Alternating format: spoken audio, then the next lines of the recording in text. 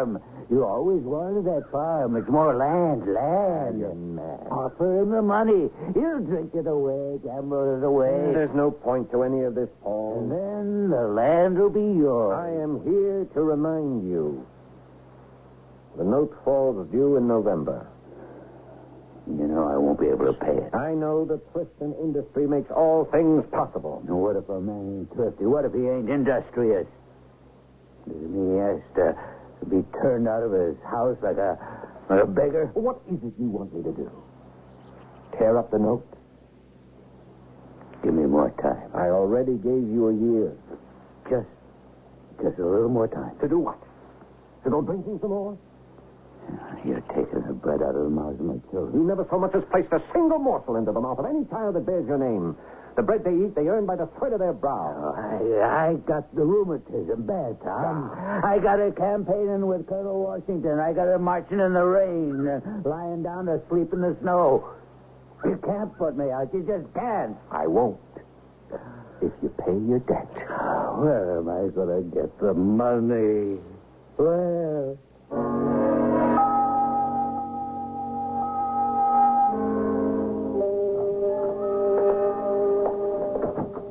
Good morning, Tom. Well, good morning, James.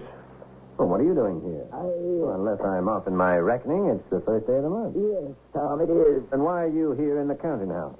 Why aren't you out collecting? Tom, we should talk about that. Well, what's there to talk about? I can't take it no more. Take what, James? All these folks that owe you money, they're friends of mine. Well, they're friends of mine, too. No, sir, they're not. They're not? I suppose maybe I shouldn't have said that, but it's true. No, don't stop. You're the most hated man in Virginia. Because I want my money. Tom, I'm the one that knocks on the doors. I'm the one that has to ask. I'm the one that has to have my heart torn out by the sight of the women crying. I'm the one the men curse at. Where am I going to get the money? Where am I going to get the money? And how do you answer that? Answer them. There ain't no answer. Yes, there is. Work for the money. Work for it. Money is formed from the sweat of your brow. You go into the fields at sunrise, you work till sundown, and that's how you make money grow. You take it from the land. I can't talk that way to people I've known all of my life. Well, if you want to work for me, you'd better learn how. Well, that's a lesson I could only learn from the devil, the way you did. Now, tell me something, James. There's a story making the rounds that I'm somehow in league with the devil. Yes, there is. And do you believe it? I do. Well, then I suppose you want to leave my employ. I should. But?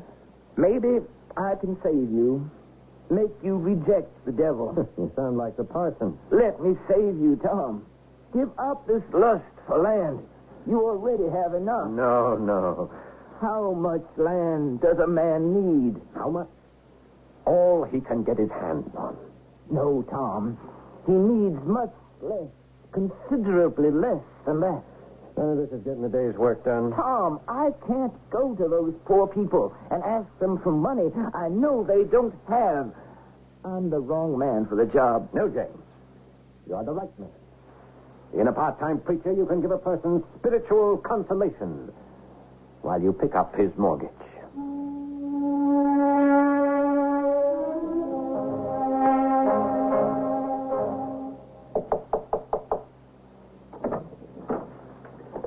Mr. Morgan? Yes? Oh, Mrs. Powell. May I come in? Good evening, of course. You have a chair? Thank you.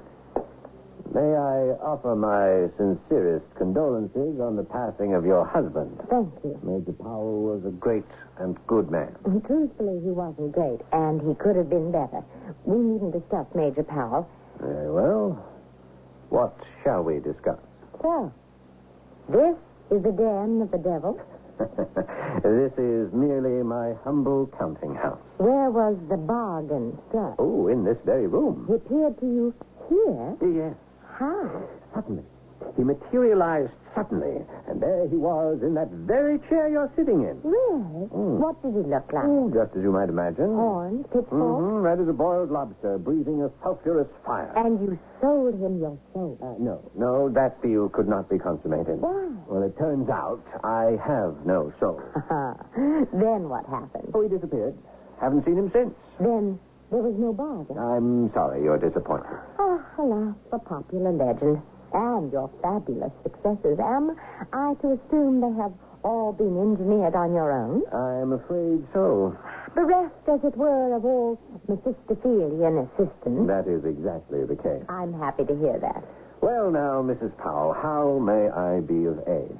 Let us return briefly to my late husband, Major Powell. He left me his young children, his home, his plantation, his various affairs, to go soldiering with Colonel Washington of Fairfax County. Yes, I believe I've heard of the gentleman. They were very good friends. Major Powell, unfortunately, received a bullet wound at Fort Duquesne, from which he never really recovered.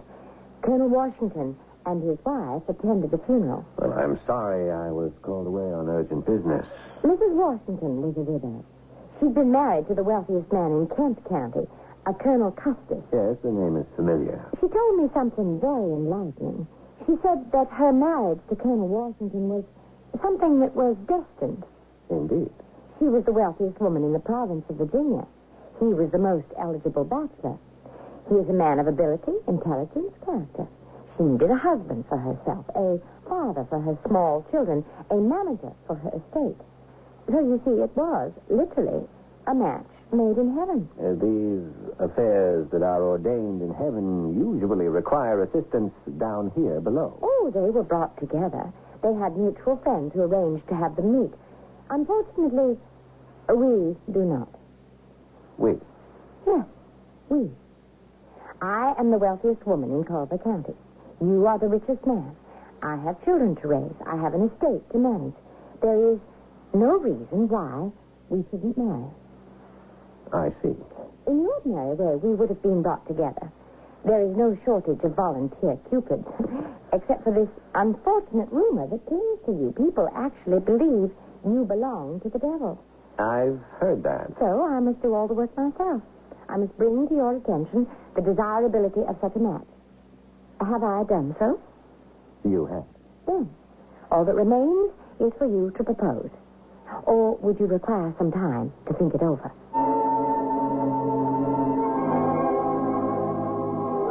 How much time do you need if you're an eligible bachelor?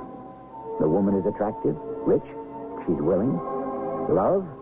In those days, people didn't marry for love. They married for what were considered to be solid, sensible reasons. I shall return shortly with Act Two.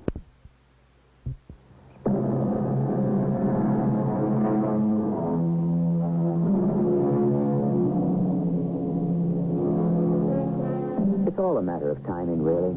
Today you fall in love and you get married. Years ago, people got married, and then they fell in love. Which way is better? Who knows? We're dealing with the emotions of men and women, which means that all bets are off. Anything can happen. And we have to play it by ear. Do I understand, Mrs. Powell, that you are asking me to propose marriage? I believe I have outlined a set of circumstances that would make such a step not only logical, but satisfactory. You have extensive holdings in Culver County. Over 2,000 acres. Yes, I've always had my eye on that land. And here is your opportunity to own it. Mrs. Powell, you have been frank with me. I have been exceedingly frank. I'm still unable to believe I could have summoned the audacity to speak to a man in such a manner. May I be equally frank? Please. I have long... What is the word? Coveted? Yes, I have long coveted Colonel Powell's land. It is the richest in this part of the province. That's acknowledged by everyone. And for years, I have set about to secure it. Your husband was not very communicative with you about his affairs. Half of your land is already under mortgage to me. What are you saying? I have the papers. You may examine them. But... Further, you are completely unequipped to manage the affairs of your plantation.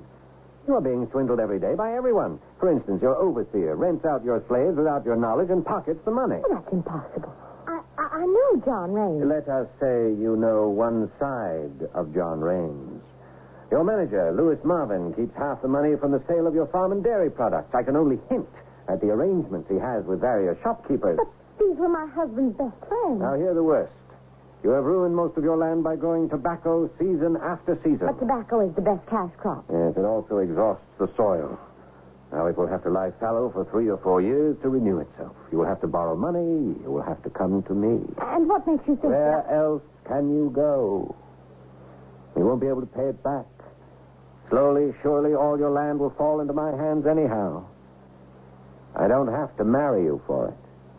I never thought anyone could state something in such cold blood. It's only a matter of degree. Your proposal to me was hardly warm-blooded. Oh. You brought me a business proposition. You can't deny it. And all I've done is tell you that I can do better. Yes. But isn't there something else? Such as? I'm not unattractive. I can be pleasant, even exciting company. I know how to make a man happy, how to make his home beautiful, his life agreeable. Isn't there such a thing as companionship? Companionship. And all those other things, I agree, they are of primary importance to some people, but not to me. I have never felt the need for them. Then the story you told me as a joke was true. The devil did materialize in this room. I'm afraid he did not. Yes, he did. And he bought your soul. I told you, I never had one. You did. A small, sickly, shriveled soul, but the devil would settle for that. What other kind can he buy? Good day, Mr. Morgan. I'm sorry we have no basis for doing the kind of business you had in mind, Mrs. Powell. You leave a person with very little. The truth is, you came with very little. And you made sure that I shall depart with nothing at all. Please remember, Mrs. Powell, coming here was your idea, not mine. Yes, it was. My rather foolish, senseless idea. I had permitted myself to believe that we had something in common. Really? And what would that be? Something very elementary, I thought. At least we were both members of the human race. Surely such a statement is rather beneath you. It's a simple statement of fact. I would assume a lady of breeding and culture would not stoop to pointless insults. You do not insult a man when you tell him the truth. You may injure his vanity, but that's another matter. I have no vanity. True. And no humanity either. And that is my point. You fascinate me, Mr. Morgan. You're the only completely evil person I know. Evil? I injure no one? You do worse. You give them the opportunity to injure themselves. Yes. This is evil practice on the highest, or I should say, lowest level. You have transformed evil almost into an art. But why, Mr. Morgan? Why? What will become of you? Where shall you be in the end? I shall not find myself in the almshouse as a public charge. Is that the answer? Fear of poverty. I fear nothing. I shall never be poor as long as I own land. And the more I own... Yes? How much land do you want? How much land do you need? How much land does any man need? How much? Yes. Someday, when you find the answer,